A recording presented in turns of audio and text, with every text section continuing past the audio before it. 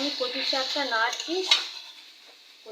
কচু শাকটা আমি সিদ্ধ করে ছোলার সঙ্গে সিদ্ধ করে আমি জলটা ঝরিয়ে নিয়েছি। প্রেশার কুকারে সিদ্ধ করেছি কচু শাকটা করে নিয়ে, আর জলটা ঝরিয়ে এবার আমি কড়াতে দিয়ে দিয়েছি। দিয়ে এবার আমি এতে পরিমাণ মতো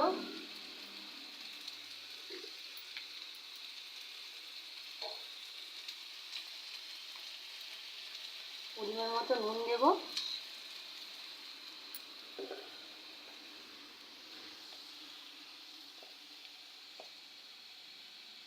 হলুদ গুঁড়ো দিলাম।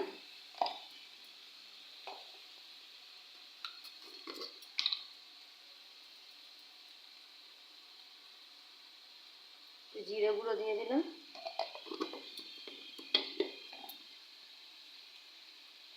একটু ধনে গুঁড়ো দিয়ে দিলাম। দিয়ে একটু নাড়তে হবে, নাড়ছি। এবার একটু আদা বাটা দিয়ে দিলাম। শুকনো লঙ্কা তো ফোড়ন দিয়েছি। কচু শাক হচ্ছে ঝাল ঝাল হয় না, একটু মিষ্টি মিষ্টি হয়।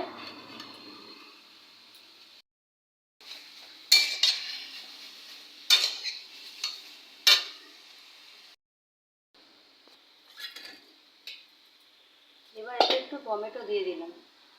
টমেটো একটু ঘষে নিয়ে একটু টমেটো দিয়ে দিলাম। কচুর শাকের ব্যাপার, একটু টক না দিলে হয় না, একটু তেঁতুল কি লেবুর রস দিলে হয়ে যায়। আমি এতে একটু টমেটো দিয়ে দিয়েছি।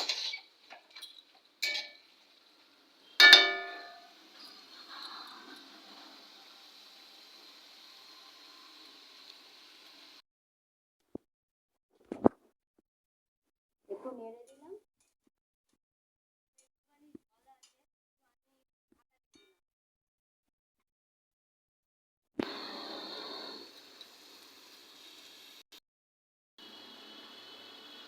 বন্ধুরা এবার ঢাকাটা খুলে দেখি কতটা একটু রস রস মতন আছে।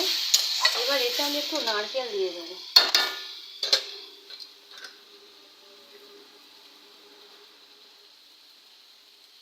মাছের মাথা দিয়ে করলে ভালোই হয়, কিন্তু এখন তো আমার কাছে ইলিশ মাছের মাথাও নেই আর কাতলা মাছের মাথাও নেই।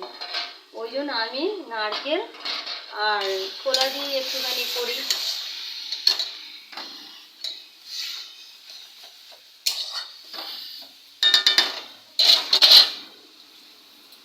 এবার এতে আমি 1 চামচ চিনি দিয়ে দিলাম।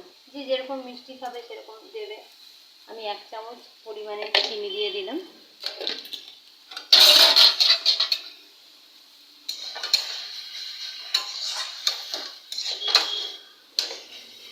এখন এতে একটু রস রস মতন আছে। এবার যেহেতু নারকেলটা দিয়েছি, নারকেলের একটু জলটা তো বেরোবেই। আমি এতে একটু চাপা দিয়ে দিলাম। ততক্ষণ এই চাপা থাক। স্টিমটা আমি জোরেই দিয়েছি। দেখুন বন্ধুরা, এবার আমার কচু শাকটা মোটামুটি হয়ে এসছে। এবার কচু শাকটা এবার আমি নেড়ে দেখব। কচুর শাক মোটামুটি হয়ে গেছে। এবার আমি ঢালবো।